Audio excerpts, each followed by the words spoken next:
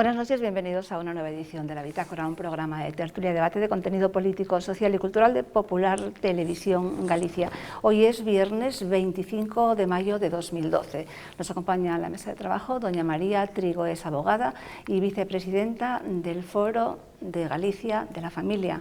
¿Qué tal, doña María? Buenas noches, bienvenida. Muy bien, muchas gracias, encantada de estar aquí. Que además le agradecemos, bueno, pues doblemente, triplemente por estar aquí, porque sabemos que tenía una noche muy ocupada. Muchísimas gracias. Nada, en la esquina de la mesa y por primera vez en este ruedo, don Antonio Gutiérrez es periodista. ¿Qué tal, don Antonio? Buenas noches, bien, bienvenido. Buenas noches, muchas gracias. Encantados de tenerle aquí. Además, yo también. Y además viene muy bien recomendado. Entonces no podremos fallar a las expectativas. Por don Francisco Durán, muchísimas gracias, bienvenido. A mi izquierda, doña María José Campo, es jefa de prensa de la Diócesis de Lugo. ¿Qué tal, doña María José? Buenas noches y bienvenida. Pues muchas gracias, Magdalena, muchísimas gracias y un verdadero placer. Espero estar a la altura. A ver si lo consigo. Bueno, pero viene ya en plan humilde. Ahora hablamos. Presento al último invitado en la esquina de la mesa, don Bernardo París, que es nuestro filósofo especialista en Ortega. ¿Qué tal, don Bernardo? Buenas noches, bienvenido. Buenas noches, doña Magdalena. Usted no se preocupe por el tema de la altura, que yo puedo dejarle un cojín. Tengo dos. Si quiere le presto uno. Claro, bueno, no, es que es mi primera tertulia. Y lo digo por el tema de la altura. Su primera tertulia, que no es su primera intervención, porque acabamos de... Bueno, pues de visionar su programa en esta casa.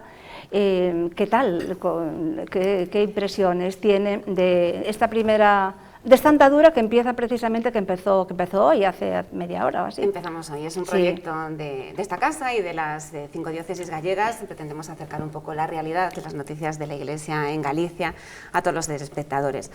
Yo creo que bien, pero bueno, tendrán que ser ellos los que juzguen. Yo después, si me preguntas a mí en lo personal, te diré que bastante nerviosa porque bueno, la tele es mi primera vez y pero eso no me impone un poco. Pero eso no hay que decirlo. ¿No? No. Se van a enterar igual, ¿no? No, no se enteran. La primera lección, entonces. No, eso no, hay que decir que está uno nervioso. Pero bueno, muy bien, ¿no? Bien. Además hay que decir que es un programa que no surgió así de repente, sino que prácticamente desde que existe Popular Televisión Galicia, casi, o sea, 2 años, pues ya está en programa. Lo que pasa que, bueno, pues lleva su tiempo, lleva su trabajo, hay que tener cierto grado también de disponibilidad y, bueno, ahora hubo una conjunción de factores que sí han hecho que pueda... Que por fin empezamos. Es cierto, como todos los buenos proyectos, yo creo que llevó su proceso, su andadura, y entonces hemos logrado coordinarnos las 5 diócesis con esta casa, con Popular Televisión, pues para hacer este informativo, que ya estaba pensado de antes, pero bueno, por los pormenores y por las circunstancias, claro, se fue retrasando. Pero a partir de ahora empezamos con mucha fuerza y yo creo que vamos a estar ahí todos los viernes, si Dios quiere. Claro que sí, los viernes a las 10 de la noche. Sí, prime time total. Bueno. Y un poco pues eso, para darles a conocer la realidad y la actualidad de todas las diócesis gallegas, porque son muchas las noticias que se producen en el ámbito de la Iglesia. Y además es tremendamente necesario, tremendamente necesario. La razón de existir Popular Televisión Galicia, con la cantidad de dinero que cuesta, con las pérdidas que genera, ¿es cuál? Bueno, pues estar aquí para hacer un servicio a las diócesis, que son realmente las dueñas, ¿no? Evangelizar, transmitir a la opinión. La tele es un gran púlpito y yo creo que era también una deuda pendiente la que teníamos. Yo hablo en nombre de las diócesis gallegas, mis compañeros en las delegaciones de medios, en las oficinas de prensa. Y bueno, pues con esa intención nacemos ahora y esperamos pues mantenernos mucho tiempo. Vamos a enviarles también un agradecimiento a los jefas de prensa de las diferentes diócesis que colaboran también en surtir pues siempre la noticia, el detalle del evento, etcétera. Cristina, por ejemplo, de Orense, sí. Permíteme que sea la primera, a la que tenemos que felicitar. Claro. Es un proyecto conjunto, todas por igual estamos colaborando de la misma manera, quizás pongo yo la cara, pero solamente eso. Detrás están todos mis compañeros apoyando con muchísima ilusión además, y yo creo que un poco las expectativas y esperando que esto pues tenga un buen comienzo y ya digo, una buena andadura. Bueno, él ya efectivamente quiere decir que es prácticamente un reparto equitativo, que ella solo pone la cara, pero poner la cara es poner la cara, y eso sí que es un arduo trabajo, sobre todo estar ahí semana tras semana. Pues muchísima suerte. Pues muchísimas gracias. Fue un éxito este primer programa, esperamos ya con impaciencia el viernes que viene a las 10 de la noche para ver este...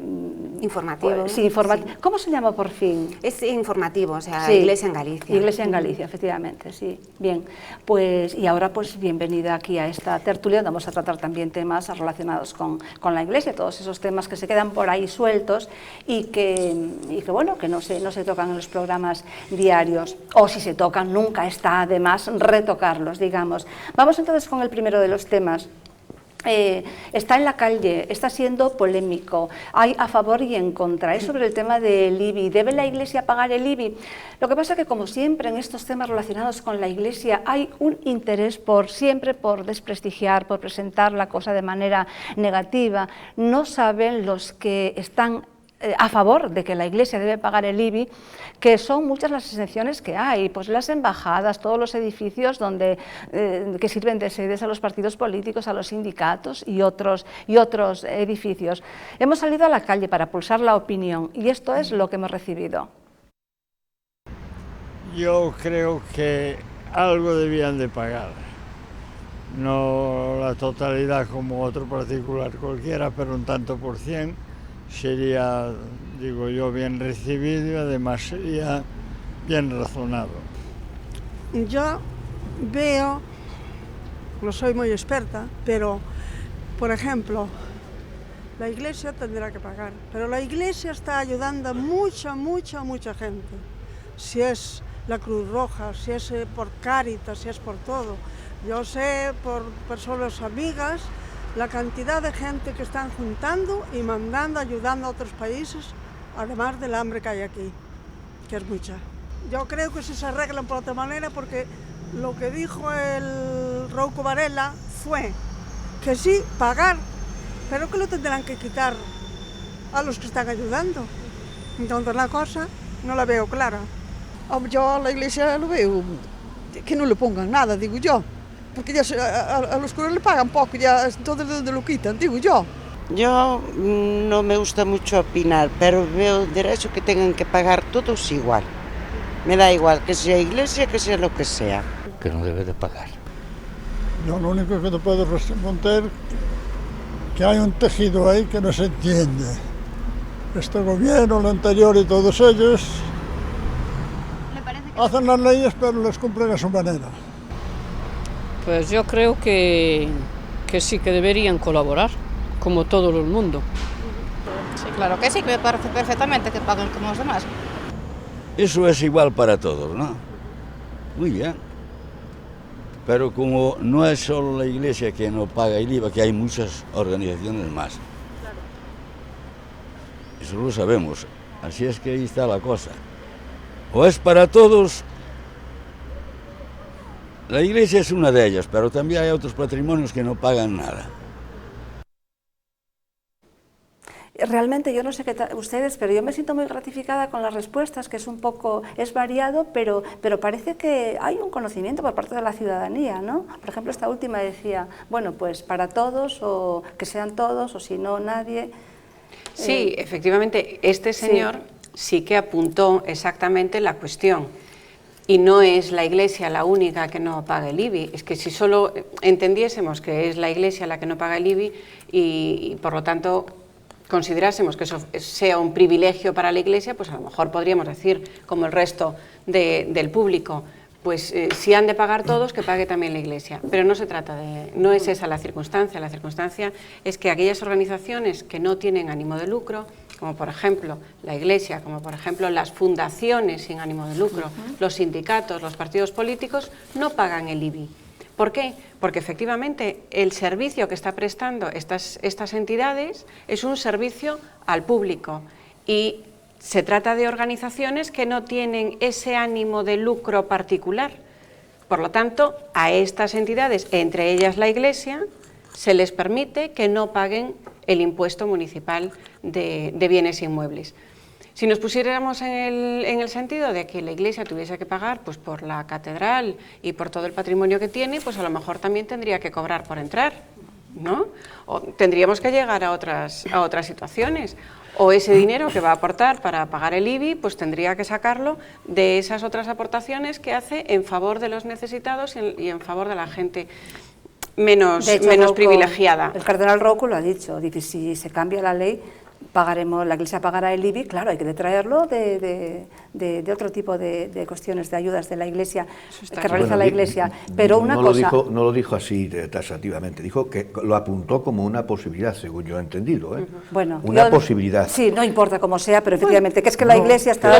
Los ingresos de la Iglesia son los que son. Claro. Sí, entonces, si hay que pagar algo más, habrá que sacarlo de otro sitio. No sé en cuánto quedarían mermados. Pero una cosa que quiero plantear aquí, y es que parece ser que no es legal cobrar ahora, no pueden cobrar esto porque habría que cambiar la ley, y es una ley que hay que cambiarla de entrada en el Congreso, y también habría que modificar el concordato, me parece que es del 70 y pico, que tiene, al ser ratificado por las Cortes Generales, tiene rango de tratado internacional, o sea que la cosa no es decir tú, el ayuntamiento se dice esto y lo cobro, don Antonio. A mí yo creo que no lo van a cambiar, la impresión que yo tengo es que la estrategia del Estado, gobierne quien gobierne, es lanzar a la ciudadanía contra la Iglesia, sabiendo muy bien que la Iglesia es imprescindible, que al Estado le está ahorrando cientos de millones de euros al año en muchas cosas, en educación, sobre todo, una plaza escolar en un colegio concertado es un tercio de una plaza en un colegio público,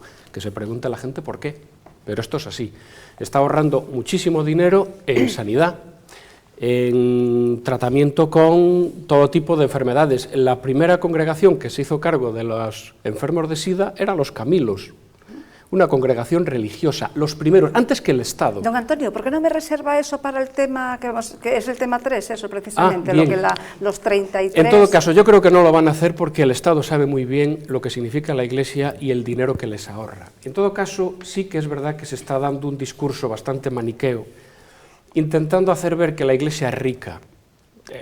Mucha gente por la calle cree, los curas están millonarios. No es verdad, la Iglesia no tiene dinero. La Iglesia tiene un gigantesco patrimonio cultural que no puede vender, que no puede enajenar, por lo tanto, no puede hacer caja con ello. Claro. Y ojalá no la haga nunca, porque ¿qué queremos? ¿Cometer el mismo error de Mendizábal? Claro. La Iglesia pone los bienes a la venta, ¿y quién los va a comprar? ¿Yo?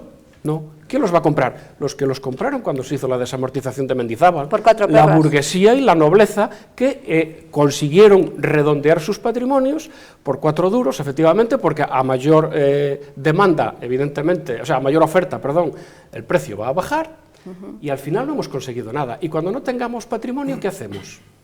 ¿Silbamos al aire? Es una falacia absolutamente interesada. La Iglesia no es rica, tiene mucho patrimonio que cuesta mucho dinero mantener. Y, por cierto, ese patrimonio está ahí porque la Iglesia lo preserva. No hace falta más que mirar para Francia.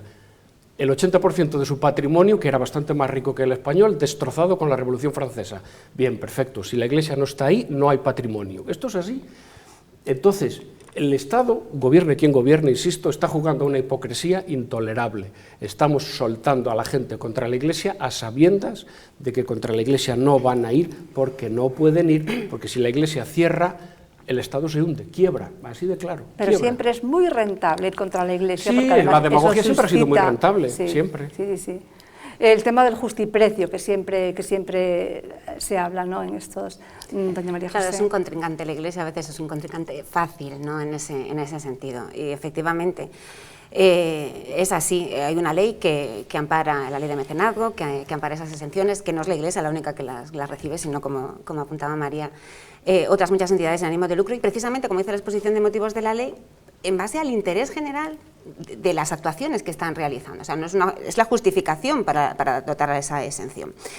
Estoy de acuerdo en que la Iglesia no es rica y prácticamente lo que recibe, después podemos hablar de ello, lo vuelve a revertir en la sociedad en una gran parte. Es cierto que tiene mucho patrimonio del que no puede disponer y que no tiene valor. ¿quién le pone valor catastral a la Catedral de Santiago, a la Catedral de Lugo, a cualquier edificio de esas características?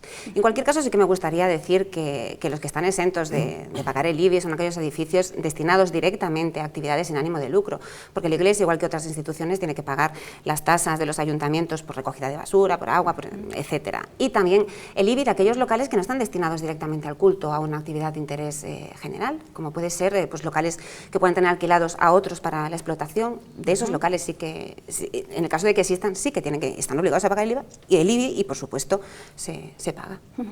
Don Bernardo. Bueno, ya veremos si se cambia la ley, ¿no? Si se cambia la ley... Habrá que pagar el IBI, claro.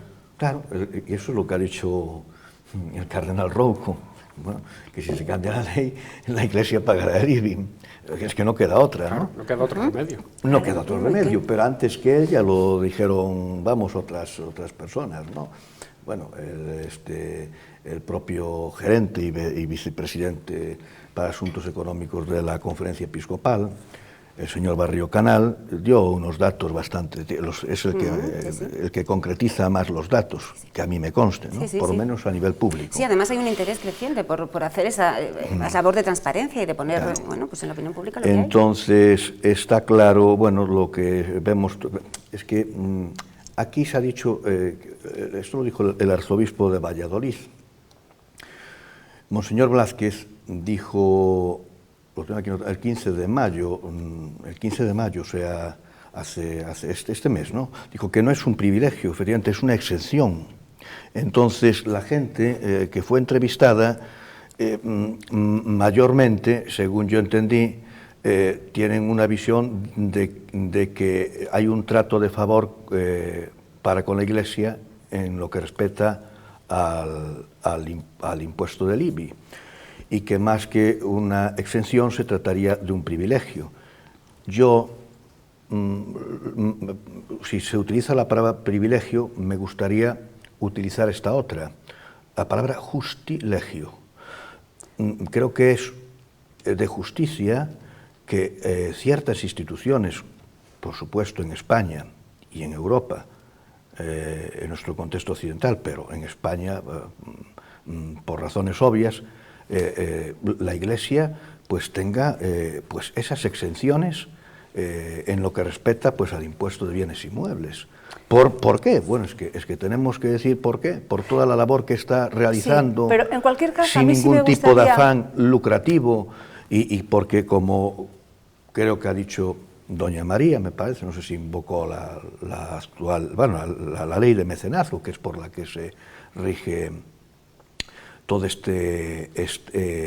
mecánica fiscal que afecta al IBI, que también afecta, valga la redundancia, beneficiándolas a fundaciones, a organizaciones no gubernamentales, a federaciones deportivas, etcétera. Es lo ¿Por que qué? quería dejar, pues hay que ver el espíritu. Es lo que quería que quedara claro de este primer tema, ¿no? Que no es la Iglesia solamente la que tiene esa exención, que es el mensaje que se quiere dar, ¿no? Por eso se habla de exención como sinónimo de privilegio. Y es que no, es que son todas estas organizaciones, asociaciones, ONG, sin ánimo de lucro, los partidos políticos, las sedes, no pagan. los sindicatos... Las sinagogas no pagan. No pagan tampoco, ni las mezquitas. Renfe tampoco paga, los sindicatos y los partidos, pero es que los montes pobladas con especies de crecimiento lento tampoco pagan. Doñana, por ejemplo, pero no paga. Los bienes comunales y los montes vecinales tampoco pagan. El cote de Doñana, porque es patrimonio de la humanidad, es patrimonio de la humanidad. La había entendido doña Ana. Entonces, aquellos lugares que son patrimonio de la humanidad, pues también están exentos, ¿no? Claro, pero los montes vecinales tampoco pagan. Entonces, es que eso viene de la causa de la exención, y es el interés general que aporta a la sociedad. Vale, entonces a mí sí me gustaría que esto quedara muy claro, que no es una exención exclusiva de la Iglesia, independientemente del concordato transformado en un tratado internacional, sino que hay todas estas organizaciones, asociaciones. ¿Me permite? Sí, brevemente y vamos a otro tema, porque dejamos siempre el tema abierto para nuevas oportunidades. No, pero precisamente lo del justilegio, prueba de que lo es que se recoge en una ley, que es la ley de mecenazgo, y que no habla de privilegios para nada, es un reconocimiento a una labor. Ahora, si el Estado, a través de los legisladores, y no sé de qué conveniencias circunstanciales estima que debe alterar la ley en sentido opuesto, en este caso afectando al pago del IBI, a esa exención de la Iglesia, pues bueno, pues efectivamente, pues allá el legislador.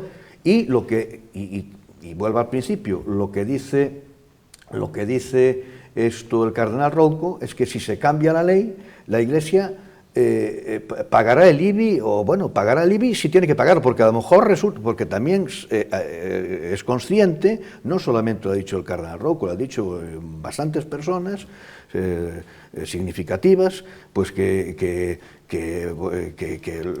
los españoles, muchos millones de españoles, apoyan a la Iglesia, claro, no solamente contributivamente con la famosa crucecita, sino con aportaciones. A lo mejor no es necesario.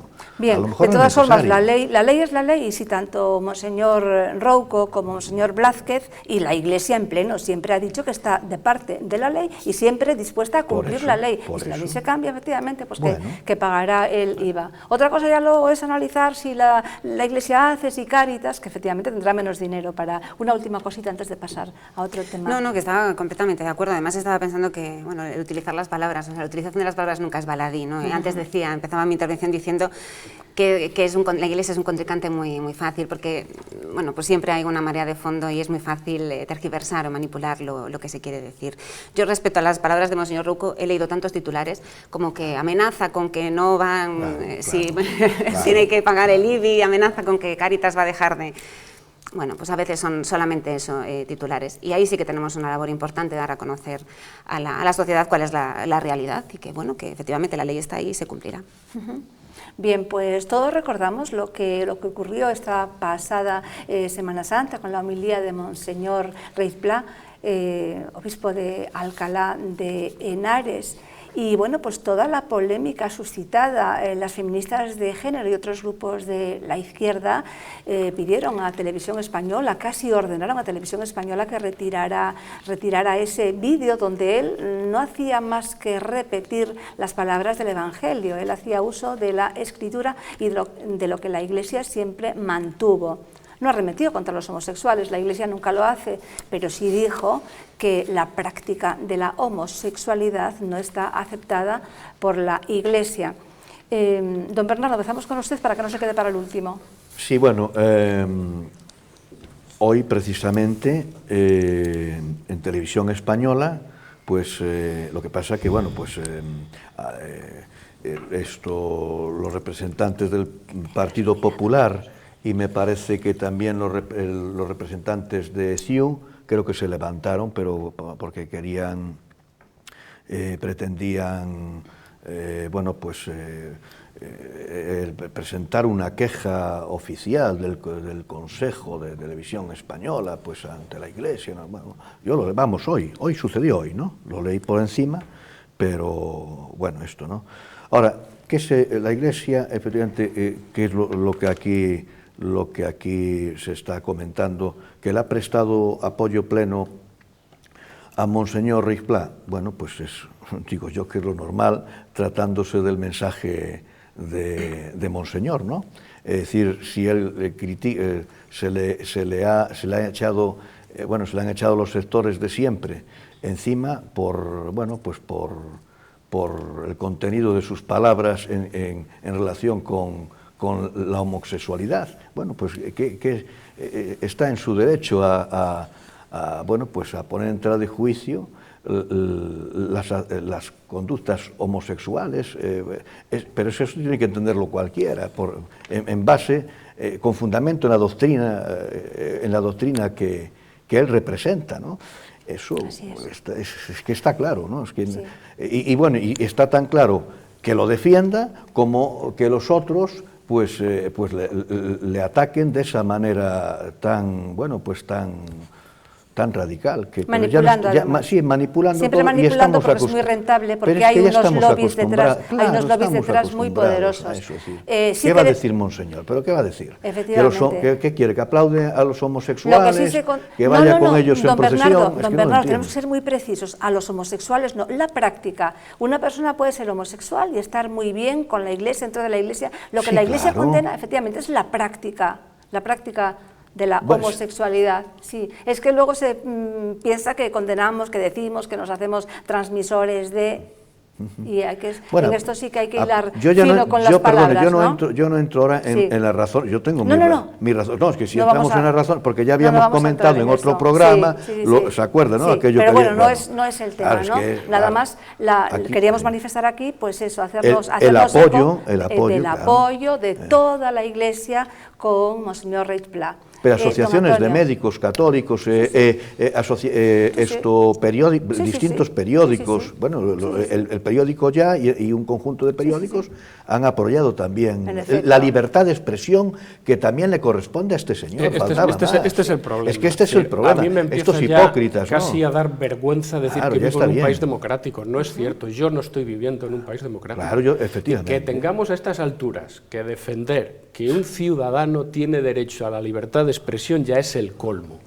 Además, yo empiezo a estar muy preocupado, soy periodista, empiezo a estar muy preocupado porque vivimos en una sociedad de la información, se supone, donde tenemos todas las posibilidades del mundo para informarnos, se supone, no hace falta más que ir a Google, picar unas palabras clave y te bajas la homilía, para los que no sepan discurso, y te lo oyes y ves que no dijo absolutamente nada, que no condenó en ningún momento, que son 10 segundos, 12 segundos de una homilía de media hora que se saca de contexto. Y que encima tengamos ahora que estar defendiendo el derecho a la libertad de expresión cuando él no ha condenado, se calla que condena como pecado el salario injusto que pagan los empresarios, se calla que condena a los empresarios que se puedan aprovechar de una mujer para mantenerle el puesto de trabajo, se calla que censura duramente a los sacerdotes que llevan una doble vida, se calla todo eso, en lo que se expandió un poquito más, y total, porque el hombre, pues efectivamente dice que, bien, que la Iglesia no comparte esa visión de la vida sexual. Y no dice más que eso.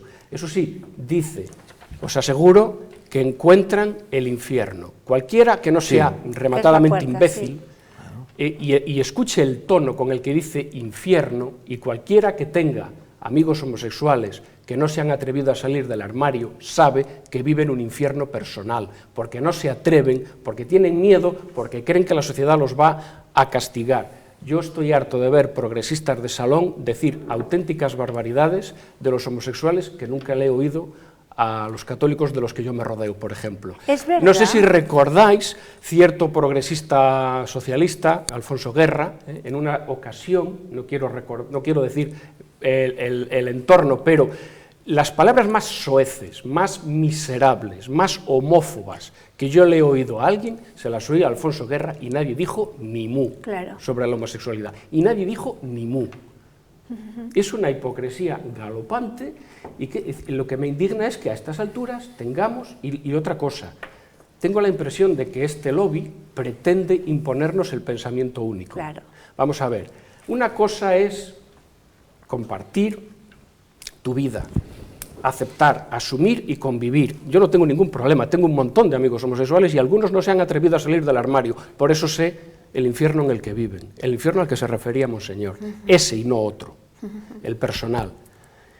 Y esta gente parece no entender que tú puedes aceptar, asumir, convivir, ser íntimo amigo y no coincidir, no compartir ese modo de ver la sexualidad.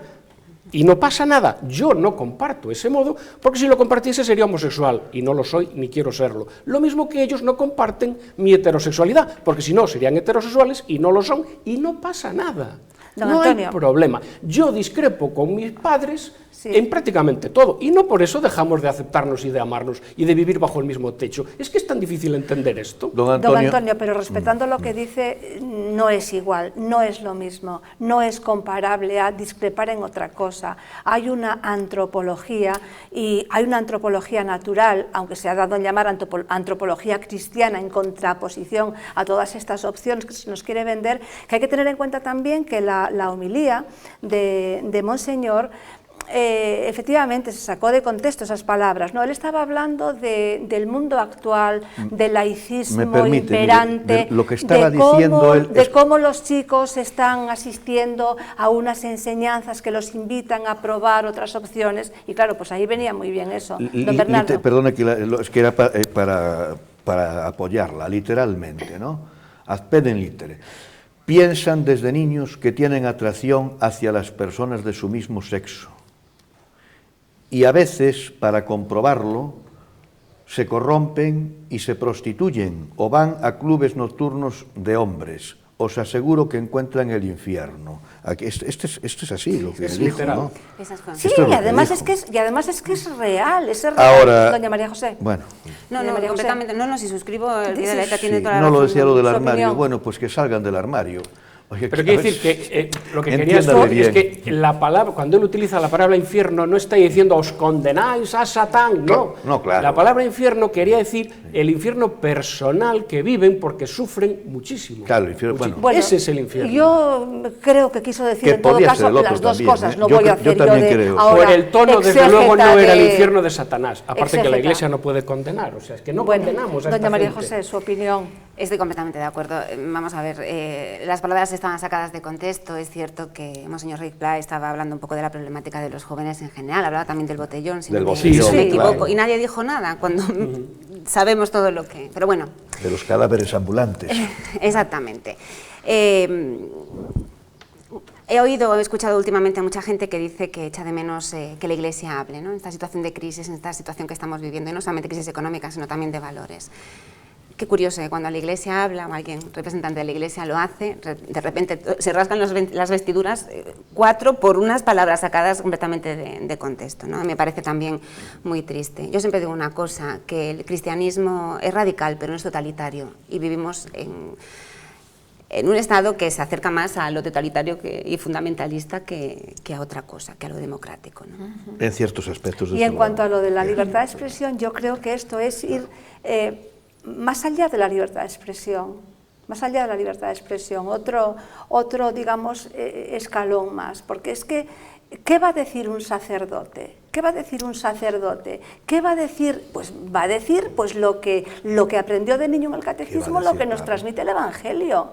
Eso es, por eso digo que es más allá de la libertad de expresión. Doña María. No, pero yo estoy muy de acuerdo con esa consideración de que efectivamente no existe la libertad de expresión en determinados sectores. Existe la libertad de expresión siempre y cuando opines y digas lo que ellos quieren oír y escuchar. Ahora, si disientes de esos criterios, si no compartes esas ideas progresistas, entre comillas, porque esto es más antiguo ya que los romanos. Progres, llamémoslas progres. Efectivamente, pues entonces sí que hay una censura.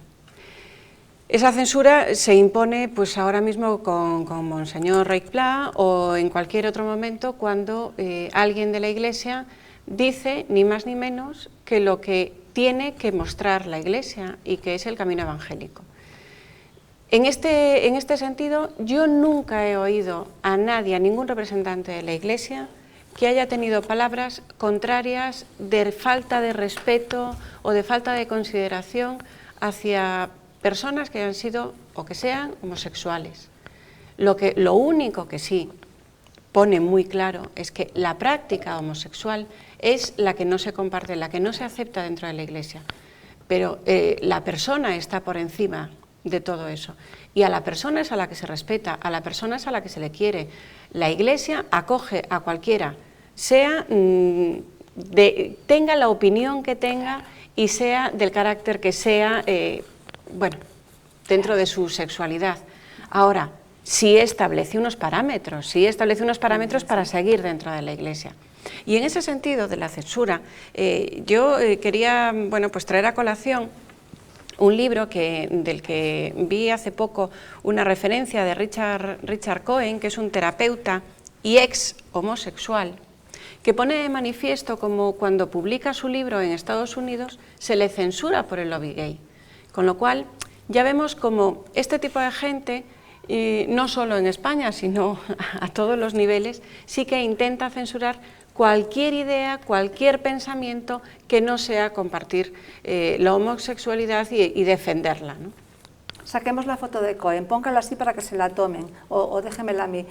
Quería decir una cosa a propósito de este libro de Cohen, que efectivamente, como dice doña María, sufrió en Estados Unidos la condena del lobby gay, que es muy poderoso. Bien, este libro se publicó en España, lo publicó Libros Libres, lo publicó en concreto la que es mi editora actual, Lidia González, que trabajaba entonces, era jefe editorial de Libros Libres.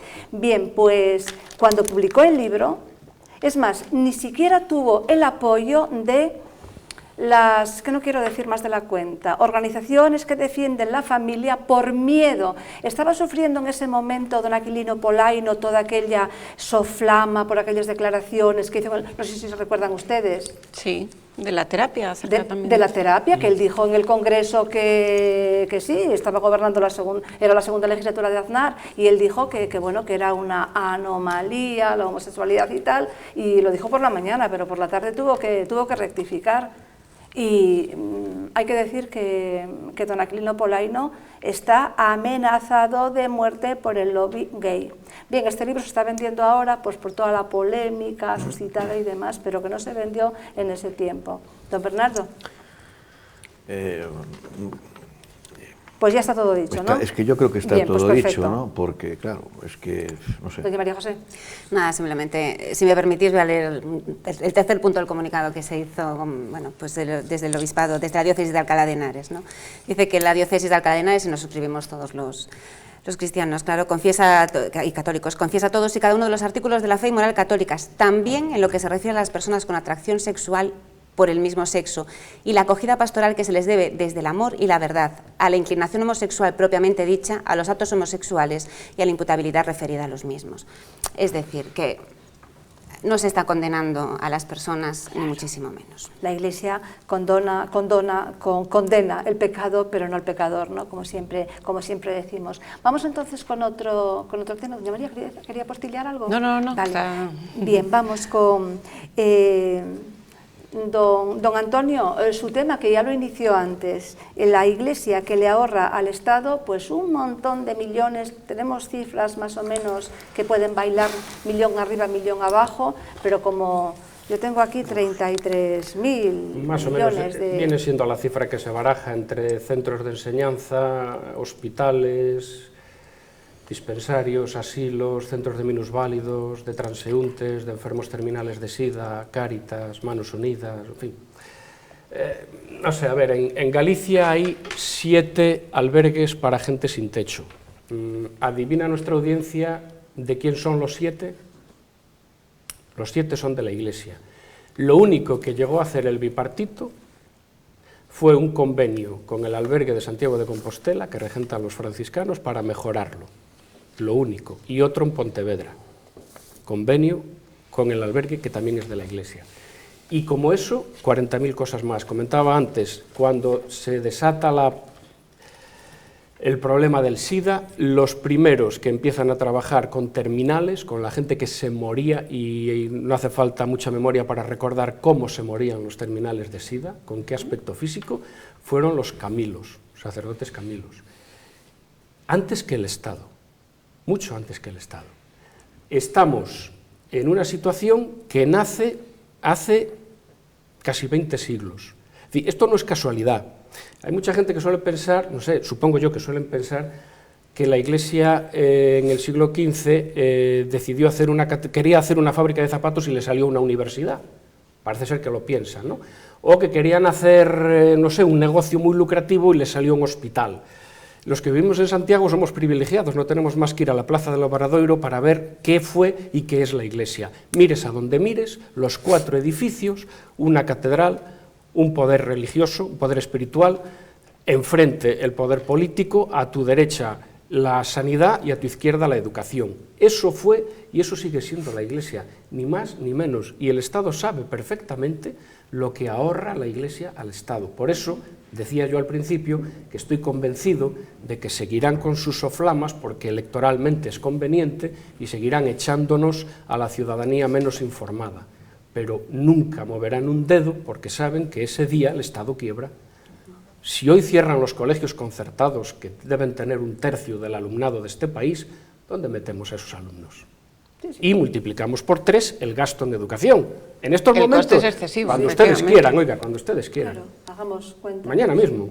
Sí. No lo va a hacer nunca, pero ni Rajoy, ni se le hubiese ocurrido a Zapatero, vamos, en el mejor de sus sueños, nunca lo hubiese hecho. A mí lo que me sorprende es que se esté hablando, es que este es el tema, porque bueno, lo del ahorro ya lo sé, más o menos, bueno. Sí, pero las cantidades al final... Bueno, sí, en educación 4.000, bueno, podemos coger la lista y empezar a leer aquí como si fuese un...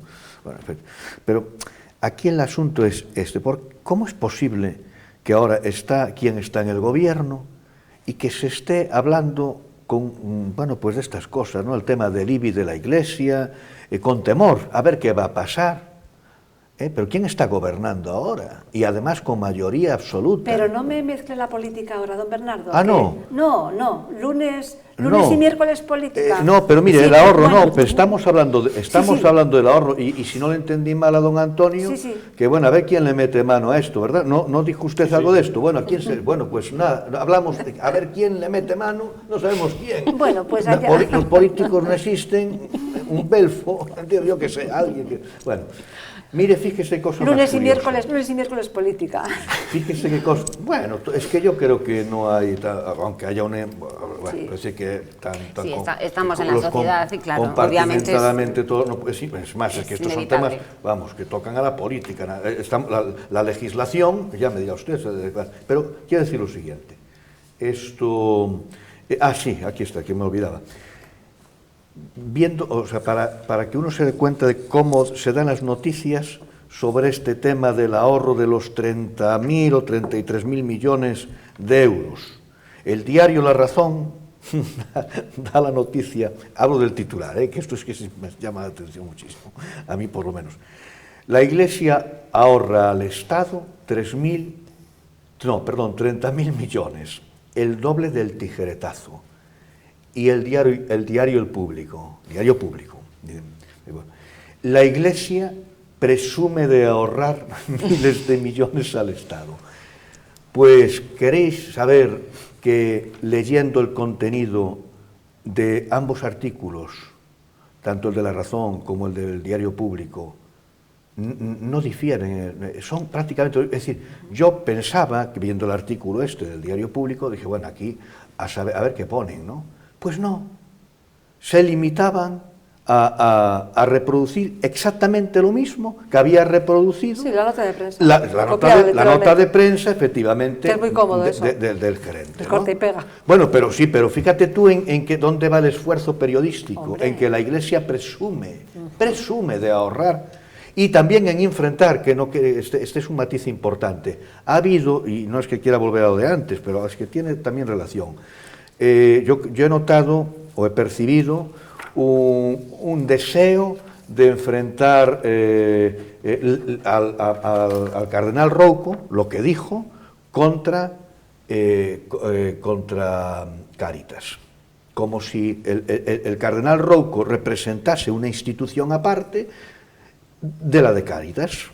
Como si fuese el enemigo de Cáritas. ¿No lo percibieron ustedes? Es que yo lo percibí en bastantes informaciones. Bueno, digo más.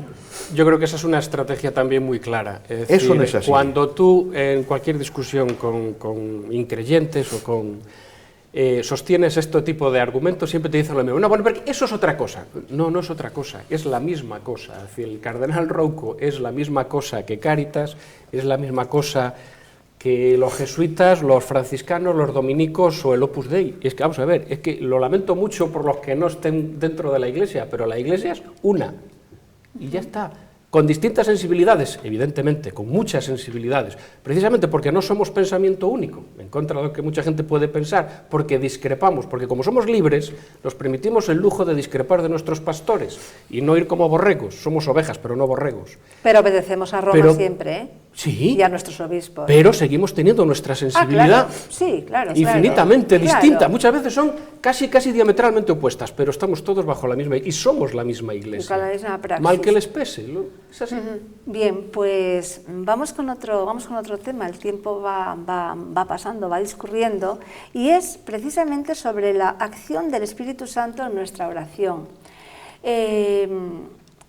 Don Bernardo me decía ayer que dice, es que este es un tema, y que es un tema, digo, pues claro que sí, que es un tema muy profundo. ¿Y qué sabemos los de aquí del Espíritu Santo? Nada, no somos teólogos, pero leemos y tratamos de informarnos y de beber pues en esas fuentes que nos alimentan. Entonces yo leí un artículo muy interesante y muy bello de Ramiro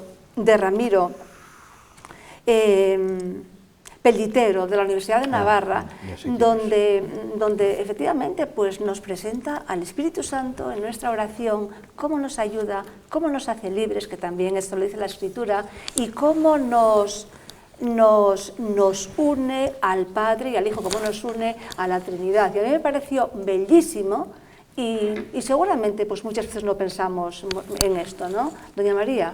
Bueno, yo me apunto también a la consideración de don Bernardo. Pero yo soy la primera que me apunto de que también, es un tema para tocar con gente que realmente haya estudiado mucho teología. Por eso me he traído el Catecismo de la Iglesia Católica, porque creo que es en él en el que tenemos que basarnos, ¿no?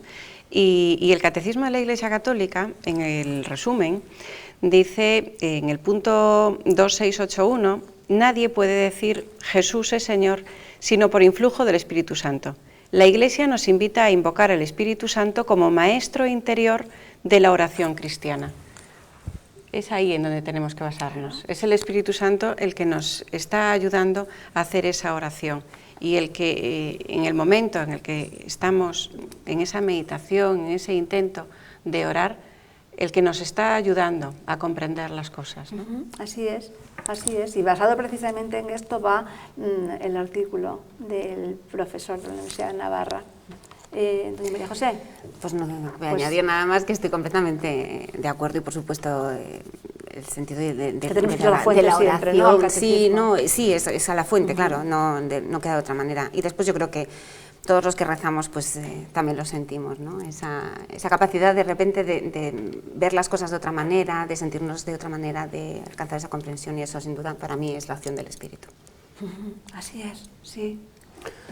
Pues el tema de la oración es probablemente una de las cuestiones que menos entiende la gente que está fuera de la Iglesia, porque dice, claro, eso es un monólogo, ¿no? Es hablar tú contigo mismo, que no sirve para nada, no produce ningún efecto, no es nada mercantilista, ¿no?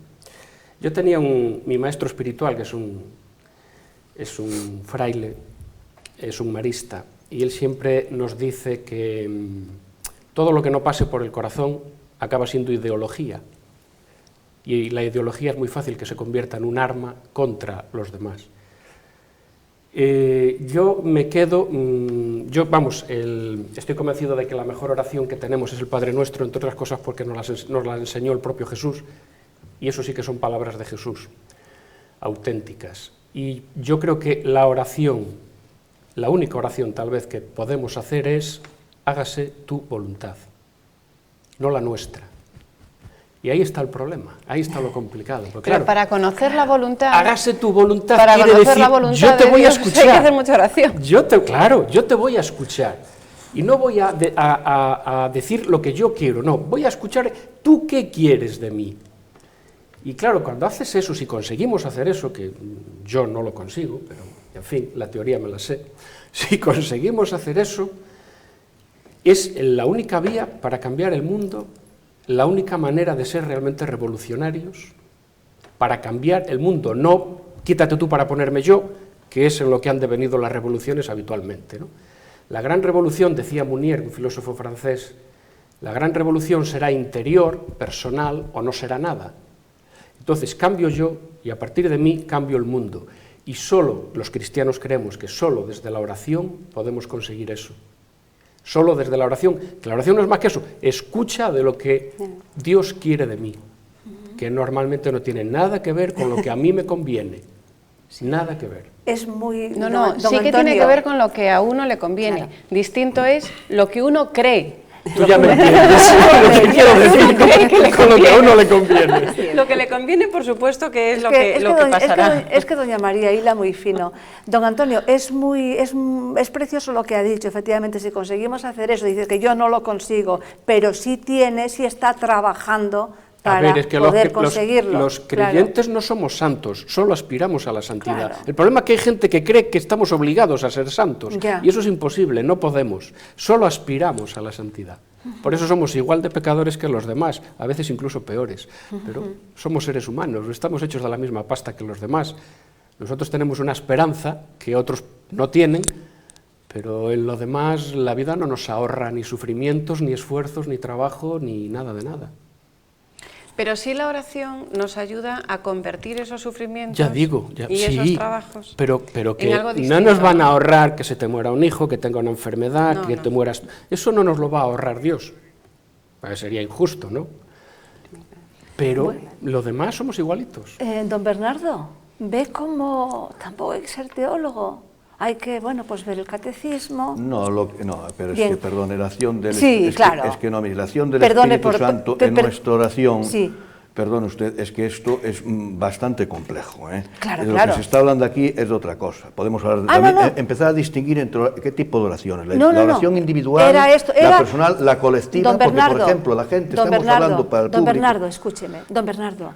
Era justo lo que yo quería suscitar, era esto, saber que tenemos la necesidad de rezar, que queremos rezar y cómo interviene el Espíritu Santo según lo que nos dice el catecismo que leyó doña María, según nos traslada yo hubiese traído la edición del Concilio de Trento. Vamos con el último, que la tenía, nos quedan 5 minutos. Vamos con el lo que respecta a la doctrina de la santificación, que era la doctrina paulina de la justificación. Pero si nos vamos a meter en este asunto, el último de los temas, ¿a qué edad? Pero ya tiene que ver con oración. Pero se lo voy a traer la próxima vez.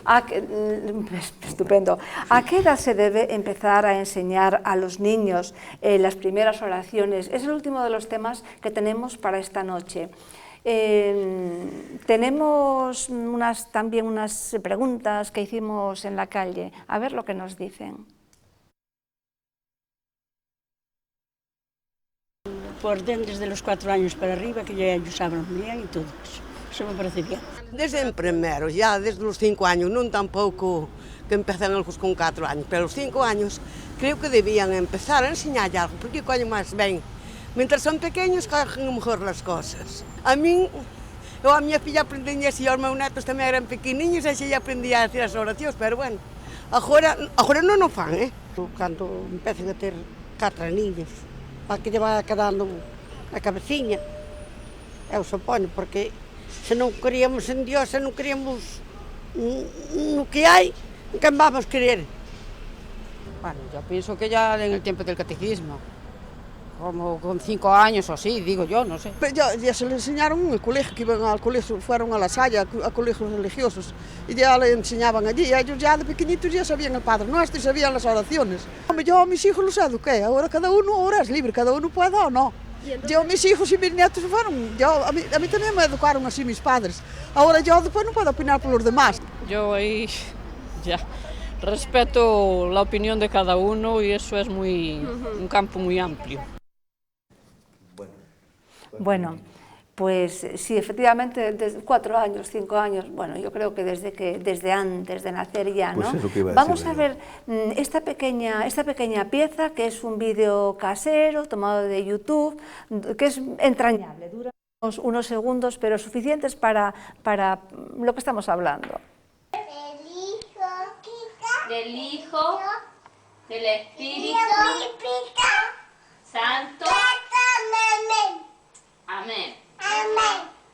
Ahora sí, ángel de la guarda, mi dulce compañía, no me desampare, ni de noche ni de día. En nombre del Padre, del Hijo del Espíritu Santo. Amén. Muy bien. Ahora besito a la mamá. Bueno, pues yo creo que esto lo dice todo, ¿no? No hay edad. A mí me pasó una cosa parecida. Una amiga mía de una niña de 2 años, ella se puso enferma, se tuvo que ir al hospital, me tuve que quedar yo con esta niña por la noche y no se podía dormir. Y yo no alcanzaba a comprender qué es lo que quería ella. Bueno, pues claro, rezar, 4 esquinitas tiene mi cama. Claro. Y tenía 2 años, es decir, no hay edad, eso. Pero desde siempre, ¿no? Sí, desde siempre. Se transmite desde siempre, claro. Lo quieren transmitir, no hay edad para que lo hagan. Y además es que para los niños rezar es un juego. Y rezar el ángel de la guarda, y el Jesucito de mi vida. Claro, es que es desde que... Claro, ¿qué daño le hace eso? Todos los niños, no, es que le hace bien. Todo todos los niños contrario. dicen chititito, porque es que no saben decir Jesucito. Y eso es muy importante, porque eso es el inicio de... Yo un poco sarcásticamente había puesto, ¿a qué edad debe empezar? Esa es la pregunta, ¿verdad? Enseñar a los niños a las primeras acciones. Bueno, ya empezamos, dije, a los 14 años. No, creí que iba a poner a los 50. Espere, no, porque los 50 años no es niño, con 14 años es niño, legalmente. 14 años, a los 11 meses, después añadí unos puntos suspensivos y al final venía a parar a lo que ustedes, o sea, coincido con... Desde antes, efectivamente, decía en el Martín Fierro, cantando me he de morir, cantando me han de enterrar y cantando he de llegar al pie del Eterno Padre. Dende el vientre de mi madre vine a este mundo a cantar. Es decir, que ya el payador de Martín Fierro ya había escuchado y había cantado, pues posiblemente escuchando nanas, etc. Esos que dicen, bueno, no quiero... Bueno, un día le pedimos que cante, pero nos como tú pides, la última Bernardo, cosa, conocí una niña, rápido, un niño, ¿qué más da? Niño, de 10 años, que va a clases de religión, pásmense ustedes, y no sabe santiguarse. Le dije yo, oye, ¿y sabes santiguarte? Y miró, ¿qué es eso? Y le dije, ¿pero vas a clases de religión? Y me dijo, padre, madre, el responsable, dijo, pues sí, va a clases. Y yo es que me quedé pasmado. Entonces yo digo, es que es que ahí no corresponde, es en la catequesis, como en la catequesis. Por favor, estoy pasmado. Bueno, yo voy más allá de esas oraciones. Para mí rezar es hablar con Jesús, con Dios, ¿no? Y, Doña María, es que si a un niño... Doña María, es que es ejemplo de a qué edad tenemos que empezar pero es que ahí voy. Si a un niño desde que nace le enseñamos a hablar con su madre, con su padre, como no le vamos y lo bautizamos y lo hacemos hijo de Dios, ¿cómo no le vamos a enseñar a hablar también con Jesús, con Dios? ¿Cómo no se lo vamos a enseñar? ¿Desde cuándo? Desde siempre, porque tiene que ser lo más natural. Como hijo de Dios tiene que saber hablar con Él, sea a través de unas oraciones o sea a través de su mismo corazón, diciéndole, buenas noches, Jesucito, me voy a dormir. Claro. Don Antonio. Pues completamente de acuerdo, desde siempre, porque si tú crees que la fe es lo más importante y lo mejor que tienes en tu vida, que le vas a negar a tus hijos lo que tú crees honestamente que es lo mejor. Deja que los eduque Internet, que eso les va a ir estupendamente. Tú no les expliques a tus hijos y no les enseñes aquello en lo que tú crees desde siempre, no. Deja que te los eduque en la calle y que te los eduque Internet, te van a salir estupendos. A ver, por favor. A ver si alguien no entiende la ironía, don Antonio. Ya vale de complejos, claro, pues claro, desde siempre, y además sin complejos y con todas las de la ley. Porque si tú crees... ¿Alguien le da a sus hijos piedras para comer?, decía el Señor, ¿verdad que no? Bueno, entonces, ¿por qué le vas a negar a tus hijos lo que tú crees que es lo mejor que tienes? El regalo que Dios te ha dado, ¿a tus hijos se lo vas a negar por un complejo de inferioridad? Y el otro día dije yo que en el libro de las Lamentaciones los niños tenían hambre y no había quien les diese de comer.